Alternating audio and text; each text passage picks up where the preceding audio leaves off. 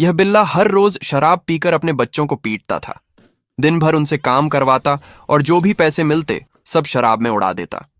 बच्चे मासूम थे लेकिन मजबूरी में हर रात मार खाते और हर दिन अपमान सहते। एक दिन यह बिल्ला हर रोज शराब पीकर अपने बच्चों को पीटता था। दिन भर उनसे काम करवाता और जो भी पैसे मिलते सब शराब में उड़ा देता। बच्चे मासूम थे लेकिन मजबूरी में हर रात मार खाते और हर दिन अपमान सहते। एक दिन दोनों